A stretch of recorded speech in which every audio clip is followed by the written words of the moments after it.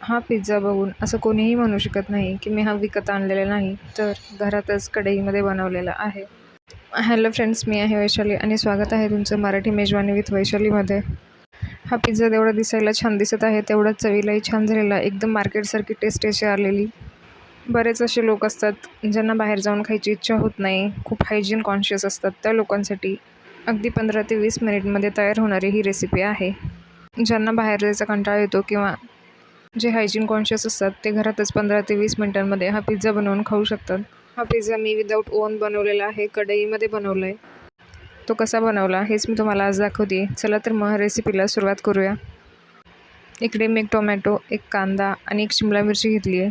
थोडंसं पनीर घेतलेलं आहे. टोमॅटो मी अगोदरच डिसीड करून घेतलेलं, स्वच्छ धुवून घेतलं आहे. टोमॅटोचे उभे काप करून घेतल्यानंतर आता मी इकडे कांदा घेतला आहे. कांद्याचेही सेम मोठ्या मोठ्या साईजचे उभे काप मी करून घेते. नंतर मी कांद्याच्या आता एक एक पाकळ्या वेगवेगळ्या करून घेते. इथे मी रेडीमेड पिझ्झा बेसचा यूज करते आहे. स्मॉल साईजचा बेस असेल तर मी इथे जेवढं सामान यूज केलं आहे तेवढंच तुम्ही यूज करा, परफेक्ट पिझ्झा तयार होतो. इकडे माझी शिमला मिरची आता मी कट करून घेतलेली आहे. थोडंसं पनीर मी कट करून घेते. एखादी भाजी तुम्हाला जास्त आवडत असेल तर तिची क्वांटिटी वाढवू शकता किंवा एखादी आवडत नसेल तर त्याची क्वांटिटी कमीही करू शकता. भाज्या तुम्हाला हव्या तशा कमी जास्त तुम्ही करू शकता किंवा तुमच्याकडे एक्स्ट्रा भाज्या असतील, ऑलिव्हज किंवा कॉर्न्स वगैरे, तर तेही तुम्ही ॲड करू शकता. इकडे सगळ्या भाज्या मी एका बोलमध्ये ट्रान्सफर करून घेतल्यात. फ्लेवरसाठी मी त्याच्यावरती थोडंसं ब्लॅक पेपर पावडर टाकली आणि थोडंसं मीठ टाकलं आहे आणि हे चांगले एकत्रितपणे मिक्स करून घेते. इकडे मी मार्केटमध्ये मिळतो तो रेडीमेड पिझ्झा बेस घेतलेला आहे. त्याच्यावरती मी 2 चमचे पिझ्झा सॉस टाकते. 1 चमचा मेयोनीज ॲड करते. पास्ता आणि पिझ्झा टॉपिंग्स म्हणून एक सॉस मिळतो, तोही मी इथे ॲड करून घेते. सॉसचे प्रमाणही तुम्ही कमी जास्त करू शकता. आता हे सर्व एकत्र मिक्स करून पिझ्झा बेस पूर्ण या सॉसेसने कवर करून घेते. जेव्हा आपण बाहेर पिझ्झा खायला जातो तेव्हा शेवटपर्यंत त्यांनी सॉस लावलेला नसतो आणि त्या कडा तशाच राहतात, त्यामुळे ती खायची इच्छा होत नाही. घरी पिझ्झा बनवण्याचा हाच फायदा आहे. तुम्हाला जे पाहिजे ते सामान तुम्ही कमी जास्त करू शकता. जसा पाहिजे तसा पिझ्झा तुम्ही घरी कस्टमाइज करू शकता. गोष्ट आवडत नसेल तरी तुम्ही स्किपही करू शकता. इकडे माझा पिझ्झा बेस सॉसने पूर्ण कवर झालेला आहे. त्याच्यावरती मी थोडंसं मॉझरेला चीज ॲड करून घेतलं आहे. ब्लॅक पेपर आणि सॉल्ट लावून ठेवलेल्या भाज्याही मी इथे ठेवून घेते. भाज्या ठेवून झाल्यानंतर मी आणखी एक लेअर इथे मॉझरेला चीजची देते. बोलमध्ये जे काही शिल्लक होतं, कांदा, टोमॅटो, पनीर किंवा शिमला मिर्च जे काही राहिलं आहे त्याची लेअर मी आणखी एकदा देते याच्यावरतीच. ते सगळं एकत्र नीट लावून झाल्यानंतर आणखी थोडंसं मॉझरेला चीज मी ॲड करते.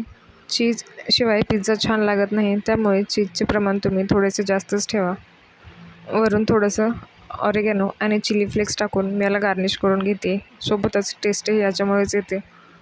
आपला पिझ्झा आता तयार झालेला आहे. आता आपल्याला तो कढईमध्ये बेक करून घ्यायचा आहे. गॅसवरती एका साईडला मी कढई ठेवली, त्याच्यामध्ये एक छोटंसं स्टँड ठेवलं आहे. असं स्टँड तुमच्याकडे नसेल तर तुम्ही वाटीचा यूज करू शकता.